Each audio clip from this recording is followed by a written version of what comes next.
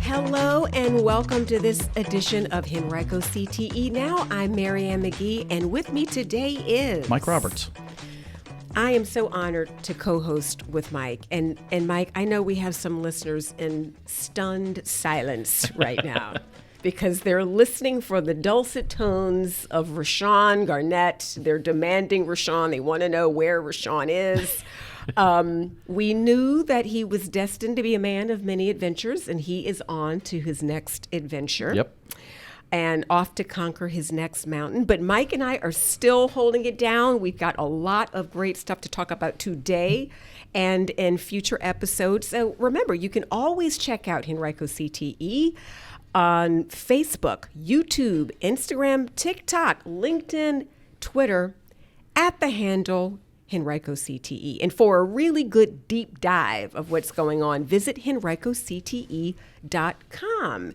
And Mike, our podcast audience is growing. This is really impressive, isn't it? Yeah, we you can find, if you want to listen to our past podcasts, and we have 5 years worth of it. We've got over 100 episodes. You can find us on any of the major podcast apps and the majority of the minor ones, and we're adding new ones as I find them. Absolutely. And Mike and I have been really, really excited about this show, and it's going to be hot and maybe full of some other fire-related puns. It's going to be hot, though, because we have two real-life, legit firefighting stars from the Henrico Division of Fire, Chief Douglas Clevert, Deputy Fire Chief of Community Risk Reduction, and Duan Perez-Means, firefighter and paramedic with the Henrico Division of Fire. Chief Duan, thank you. Welcome. We are super delighted. Forget all that people have seen on TV and the movies. This is going to be the real story. But I do have to ask this question because on behalf of our listeners, I think we all want to know. You all actually passed that crazy physical ability test to be firefighters. And when I read through the test, just reading, like my heart rate went up. I felt tired. I had to go sit down. This is an incredible test, the candidate physical ability test. Do you remember those days of taking that test, Chief? So I do. I was just turned 22 years old, so I was young, inspired, and worked out a lot. But today, being 40 years old, I could still take the test and do it. It's not as easy anymore as you go through it, but it's not to say that it's not to discourage anybody from age, where you are in life, with enough hard work and dedication. We've seen folks come in that are, smaller than average, bigger than average. There's no rules to it. It's just if you put in the hard work and dedication. But the way the test is set up, it's actually training sessions that we provide for you. So we teach you how to go through the test. We teach you how to swing the X. We go over, walking on the stair mill for 3 minutes with 75 pounds on, and that just takes dedication. It's also mental toughness, not just physical. So are you going to get defeated and let it beat you down? Are you going to push through and just pull the grit out of yourself and, get out of that? Most folks that really want to do this, even if they fail, they come back again and try again. But I do remember those days. Feels like it was many moons ago. Oh, my goodness. And I do want to say, look, this is not a gender-specific thing. Females come out and crush this test along absolutely. with anybody else, right? Yes, ma'am.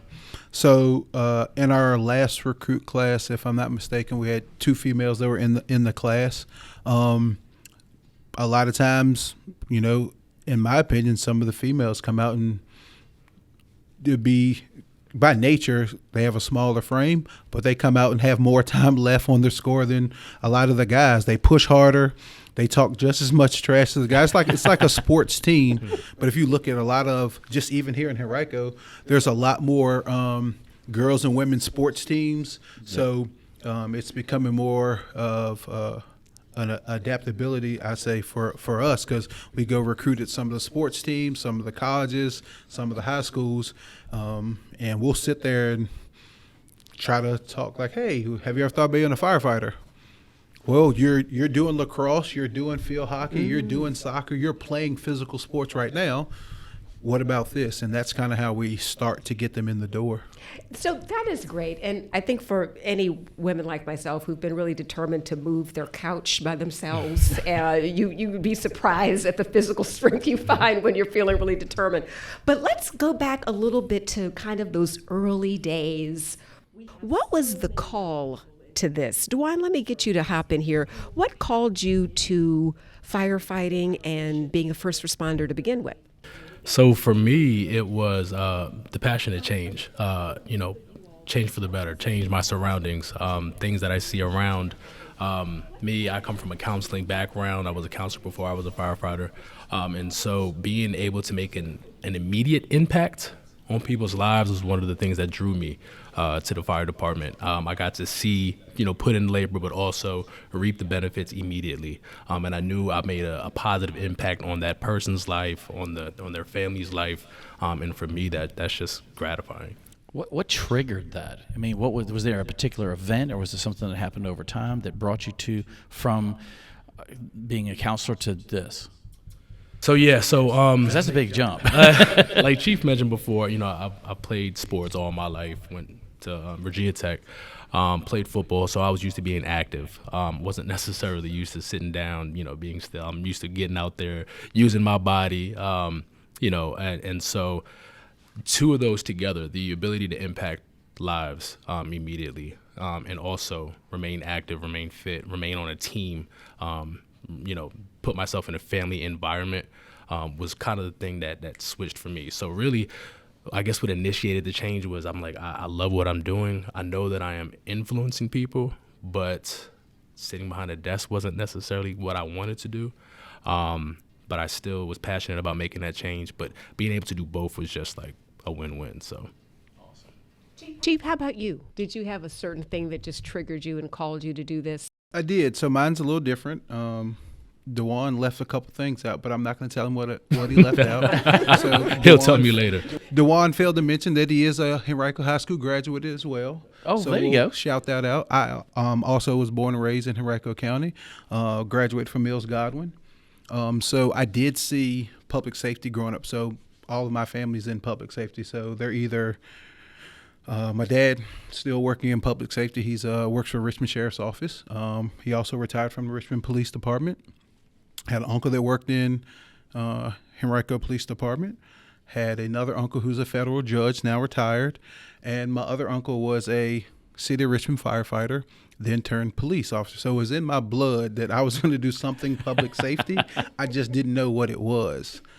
And my dad was probably the main culprit of getting me into the fire service. He always, showed me giving back to the community, leading others, and just being a good human being.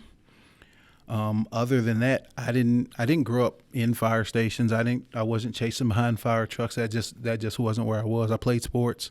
I actually thought I was going to be a police officer, watching my dad grow up, and being a detective and everything. But he was like, hey, the fire department's hiring. Why don't you try that? It's the same, but it's a little different. I actually tried, got it on the first try, which most people don't do. But that day that I got the call, I knew I was going to do something good in it, because I've always wanted to take care of people. I've always tried to give a helping hand, give people my last, and try to help others succeed over myself. So I think that's kind of how my calling came and got into the career path of firefighting. Well, I'll tell you one thing, Mike. I think in an emergency, either seeing Chief or Duan, you're going to immediately feel better. If there are two people you want to see walking in during an emergency, it's either one of these gentlemen. I can tell you that. I want to talk a little bit about kind of the career and technical education piece, because it's really interesting if people have this in their background or not really. Did either of you take any CTE classes in middle or high school? Was it on your radar at all? I took the veterinary science program. Okay. I don't even know if it was called vet tech. I think it was called vet tech. Vet technician. Right, back then. right. It's vet science now. Yes, yes. So I took that in high school. Fell in love with it. That's one of the reasons why. My daughter took that class. Awesome. And she went to Godwin. Go Eagles. Look, well, I'm gonna say go Big Herm Panthers. What's up? But yeah, I took that, and that's actually one of the influences what influenced me to go to Virginia Tech, because I wanted to be a veterinarian. And the vet, Duan, we need a picture of you holding a little kitten. I mean, just because you're like over 6 feet tall, we need that photo of really you. small kitten. Exactly. It's really a cat. Yeah, exactly. It just looks like a teeny kitten. So, okay, that's interesting. Chief, how about you? Were you? So I did not. So going to God when they had the Math and Science Center, I was not in that. I was playing a lot of sports, doing that. So for those who I would say that don't have any experience, don't be afraid, because I was one of those. When I came in and got hired, a lot of people in my class had volunteer experience or came from other career departments, and it was frightening at first because they're shouting out answers. They know some of the stuff in EMT. It's hard. It's a college course shoved down your throat in 8 weeks. So I was a little intimidated, but I knew me being the person that I am, I wasn't going to let it defeat me. So no, I had no experience coming into it, no technical skills. I learned everything I had, but once I got into it, my willpower just to take classes and learn and do a lot of hands-on thing on my own. I spent a lot of time taking classes, paying out of my pocket, going to trips on weekends, and getting my skill set up. So no, I didn't have any technical skills prior to this. Well, this is good, because I'm glad that people on either side of that are hearing these stories and feeling welcome and kind of feeling like that door is still open to them. Most definitely. And Mike, we actually have some students who are dipping their toe into the water on this, don't we? Yeah. Our EMT students, I mean, they have a 1-year program where they can get a national certification in EMT. How does that go along with y'all's training when it comes to somebody who's coming in and wanting to become a firefighter and trying to get into the academy? Is it a bonus for them to already have that certification, or is it is it looked at at all? So I would say I can answer that 2 ways. So one, Henrico County has a very important, I'll say it's probably one of the legs that helps Henrico County is with the internship. So we actually use the EMTs in the Hermitage program in our internship. So they come, they do internships with us so they can understand what it's like to work as an EMT. They get to do ride-alongs on the fire trucks. They get to visit the fire stations. They get to see the skill side of it. They get to see EMS training and things like that. So that's one side of it. The other side is for someone coming into they could already apply for a job even if they don't want to be a firefighter. So we have what's called a medical transport technician, which is a civilian position. So they don't wear the sworn uniform like us, but they would still ride on a BLS ambulance, and they would get paid full-time job to be an EMT, and they would respond to low acuity calls for us to help take relief off of our ALS transport units. So that's another option. Also, when they apply for the firefighter position, it is required that you obtain EMT, so you don't have to come in the door with it. So again, someone like me could still apply. It doesn't give you any more points towards a score or anything like that having EMT, but it is something that we would look at when it comes down to where we place you in the academy. So it's good to have some that come in with EMT, because you can help the ones that don't have EMT, kind of study groups and things like that, because it is still a family. But there's many opportunities for folks with coming in EMT to get their foot into the door. Once you get into the MTT program, it gives you the opportunity to not necessarily be a firefighter yet, but you get to come into the fire stations, you get to respond to calls, you get to interact with our folks. You've been through our hiring process, you've been through our interview process. So it's kind of giving you a feather in your cap when you do apply, because you've already been through an interview, you know some of the players. So you see Duan in the station, you can ask some questions, you bump into one of the captain's lieutenant, and next thing you know, you have relationships built. Well, I think the nice thing about that is that the students get to look forward to at least part of their training is going to be a little bit easier than the next person Yes. because they've already gone through this. And like you said, it opens them up to help the other students, and I think that's awesome. Most definitely. It creates that family bond you mentioned about. It does. Yeah, and so there's a lot of advantages, like Chief mentioned. Team, leadership skills. The advantage, your confidence level increases. Right. But also one of the things that I wanted to mention was that it actually shortens your academy, so that if you already have your EMT and it is still current, up to date, then you actually are not required to go through the process, the whole EMT process, so it shortens down your academy time. What's the age limit on applying for the academy? 18. 18? Yes, sir. So straight out of high school. Straight out of high That's school. great. Yep. I mean, and you're mentioning how these young people are, I tell you, with the programs we see in general, Regency is a good example.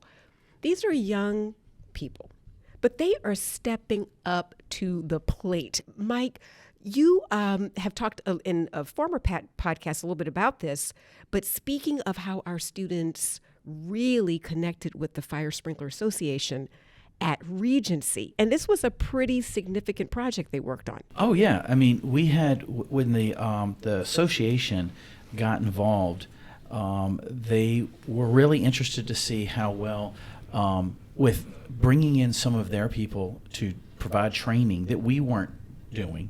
When it comes to fire sprinkler systems, it's a little different than something else when it comes to making a change. And since we were renovating the space there at Regency for the Adult Education Center, we had 200 and some sprinkler heads that had to get moved. And we had a company that came forward through the advice of the Sprinkler Association, provided us with 200 and some of these devices called whips.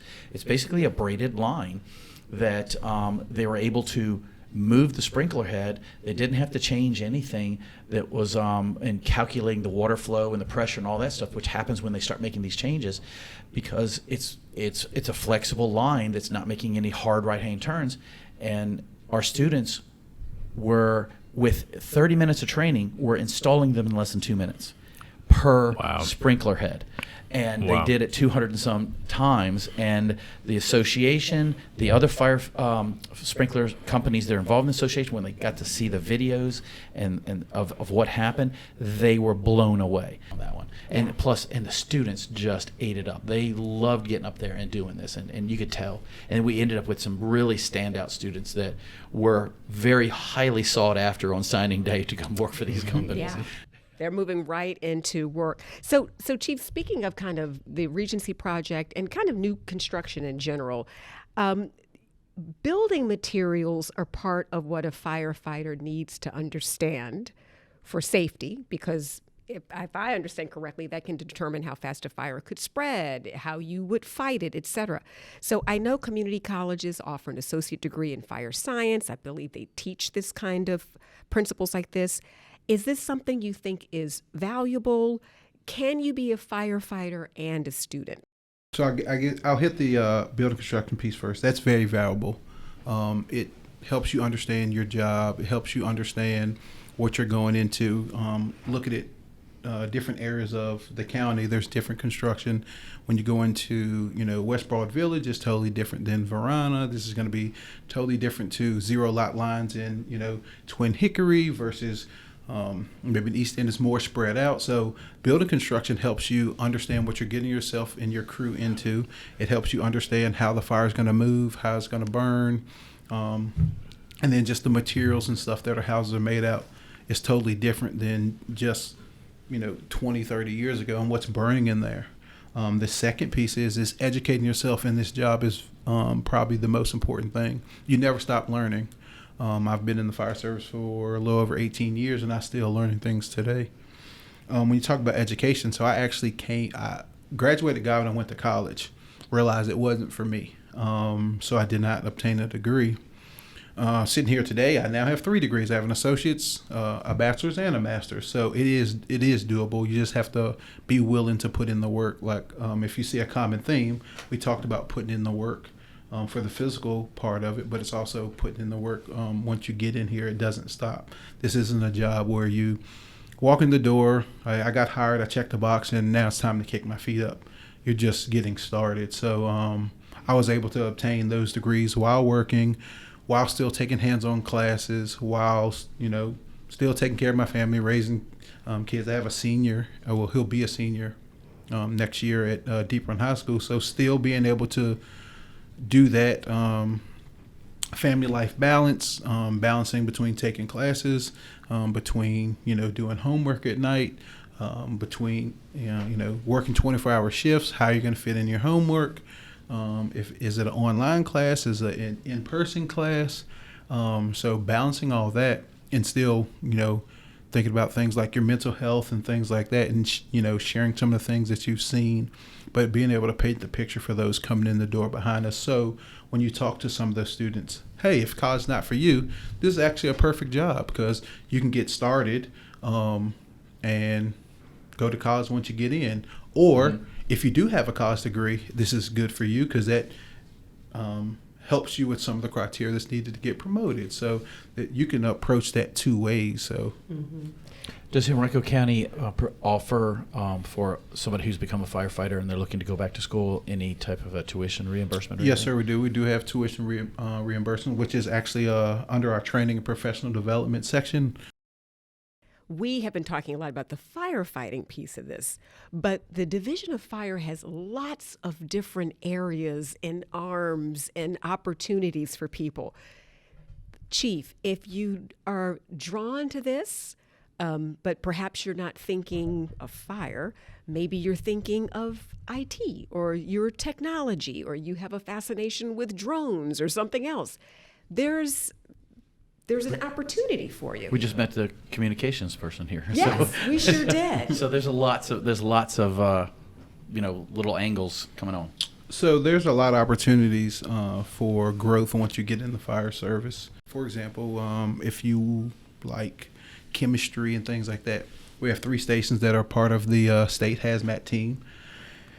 So you can get into hazmat. All that training is provided for you. We have now 2 technical rescue stations. So if you were to be on the side of a building washing windows, someone on a rope will come down and get you. If you fall into a deep hole and it needs to be like a tight space or shored up or underground, so our technical rescue team, which is, I throw them out there as being the best in the state, to come rescue you, they can do that. That also includes swift water rescue. Also, from a technical rescue standpoint, if you want to learn more about understanding vehicle extrication, so our special services handle those. So if you see those mangled up accidents on the side of the road, that's another avenue of it. We also have a dive team, which obviously goes underwater, does a lot of diving, which we're currently expanding right now. And then we also have our for most folks it'd be called the drone team, where you actually go get a pilot's license to fly those and everything. That's housed at Station 19 in Shore Pump. That's just touching the surface. Wow. I'd probably say our busiest specialty team would be tactical medics. So those are paramedics that run tactical calls with the police department to assist them in like the SWAT team and SWAT missions and things like that. So there's a lot of opportunity. There's other opportunities if you want to be an instructor, so you can apply to come to training to be an instructor. I will say this fire chief is taking Fire Chief Jackson Baynard's taken the role of trying to create more opportunities. So most recently we created a recruitment position for firefighters, which was well needed, but it gives a firefighter opportunity to come on a 40-hour work week and actually be out in the community recruiting. So there's a bunch of different things that you can do once you get in the fire service. So a lot of people, I don't necessarily want to do this my entire life. Some people come in and they want to ride on fire trucks their whole life. Some people come in, they want to get another skill set, then go back to riding a fire truck. So there's a lot of things that you can do in the fire service, particularly here in Henrico, to help build your skill sets and give our folks more stuff to lean on. Well, I know we've had a lot of students and parents who've been really interested in everything you have to say and can be perhaps thinking of their young person as, he or she would be perfect for this. What's just exciting is that there's so much space for exploration. And if you're committed to the mission, there's training and there's opportunity to help you get there. But I tell you, we want to thank you and the entire Division of Fire, the people we see and the folks that we don't see, for keeping our community safe. You all do an extraordinary job, and thank you for carving out time for your super busy day to be here on Henrico CTE. Now, we really appreciate it. As a reminder, you can always check us out on Facebook, Instagram, TikTok, Twitter, LinkedIn. Our handle is Henrico CTE, or you can visit henricocte.com. This was a great show, Mike. Yes. I mean, I think it's our first show together, and I think this is a good foreshadowing of what's to come. Yeah, we are en fuego. We're on fire. All right, so I'm just going to go ahead and claim that and end the show with one last pun. Everybody, thank you so much for tuning in to Henrico CTE. Now, I'm Marianne McGee with Mike Roberts, and we'll catch you next time.